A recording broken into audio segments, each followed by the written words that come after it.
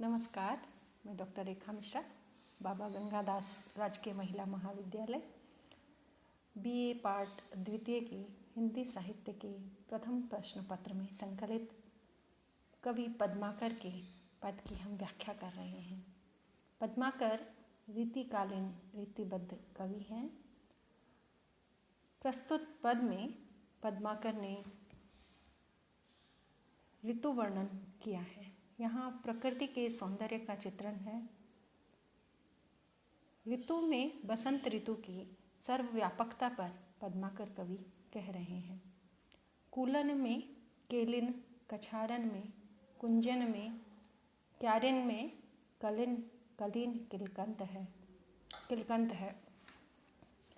कहे पद्माकर परागन में, पौनहु में, पानन में, पिकन पलासन पगंत है।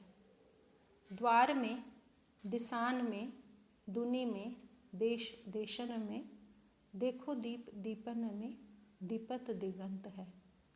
बीथिन में, ब्रिज में, नबेलिन में, बेलिन में, बनन में, बागन में, बगरो बसंत है। यहाँ बसंत की सर्वव्यापकता को लेकर कि बसंत यहाँ ब्रज के लिए आया है, तो यहाँ जो कूल है, कूल मानी किनारा, नदी का तट, तो यहाँ जो तट है वो यमुना का तट हुआ।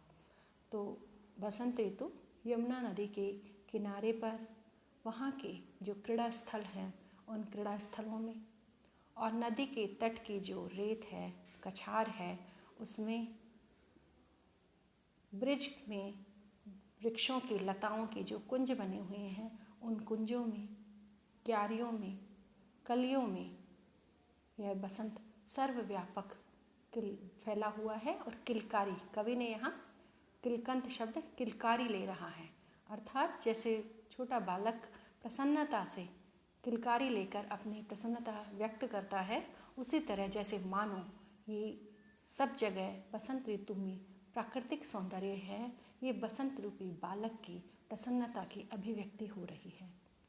पद्माकर कवि कह रहे हैं परागन, जो पुष्पों में ऊपर पराग होता है, पुष्प कण जो होते हैं ऊपर परागण, उनमें बसंत, क्योंकि बसंत के समय फूल पूरी तरह से खिल जाते हैं और उनमें पराग पूरी तरह व्याप्त रहता है और रस से परिपूर्ण होता है।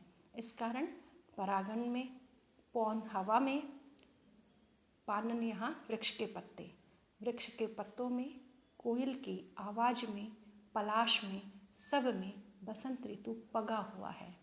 पगना शब्द एक ऐसा होता है जैसे कोई भी वस्तु पूरी तरह रस से भरी हुई हो।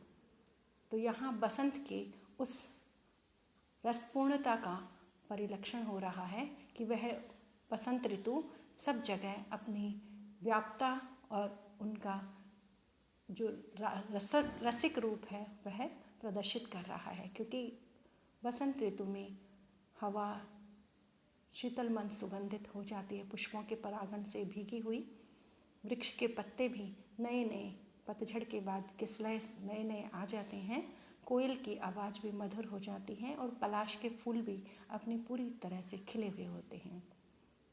द्वार में, दिशान में, दुनि में, देश देशन में, देखो दीप दीपन में, दीपत दिगंत है।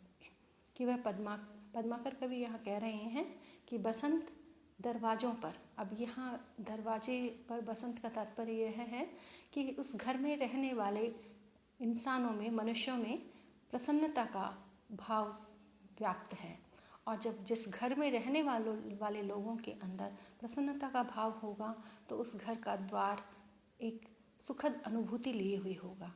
तो हर घर के दरवाज़ों में, दिशाओं में, दुनिया और देश देशों में, यहाँ तक कि द्वीपों में भी वह दिशाओं के द्वीपों में भी वह बसंत आलोकित हो रहा है, प्रकाशित हो रहा है, दीप्त होना। तो यहाँ प्रसन्नता की अभिव्यक्ति बसंत के माध्यम से दर्शा रहे हैं कवि। बीथिन में, ब्रिज में, नबेलिन में, बेलिन में, बनन में, बागन में, बगरो बसंत है।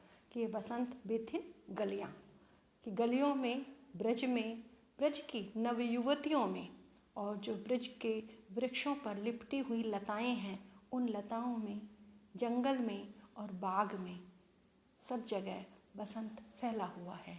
यहाँ बगरों का शाब्दिक अर्थ है फैलना, यानी इस पूरे पद में कवि पद्माकर ने बसंत ऋतु के बसंत को एक ऐसे भाव के रूप में अभिव्यक्त किया है कि उसकी सर्वव्यापकता सब में हो गई है। ऋतु वर्णन हमेशा उद्दीपन के रूप में काव्य में आता रहा है, और लेकिन यहाँ अगर हम देखें पद्माकर के इस पद में, तो ऋतु वर्णन यहाँ आलंबन रूप में आया है। बहुत ही सरल और सहज भाव से आया है। कवि ने यहाँ अनुप्रास सायास प्रयोग किया है। जैसे आप देख सकते हैं, पहली 2 पंक्तियों में क आवृत्ति हुई है, दूसरी 2 पंक्तियों में प की आवृत्ति हुई है, फिर द की आवृत्ति है, फिर ब की आवृत्ति है। यानी ये सब आवृत्ति सायास की गई सी लगती हैं, लेकिन इनका सायास होना भी कहीं नहीं खटकता। इस पद की सहजता पूरी तरह से बनी हुई है, और एक ये आलंबन प्रकृति के आलिंगन रूप का श्रेष्ठ उदाहरण है। तो यहाँ अनुप्रास अलंकार है। धन्यवाद।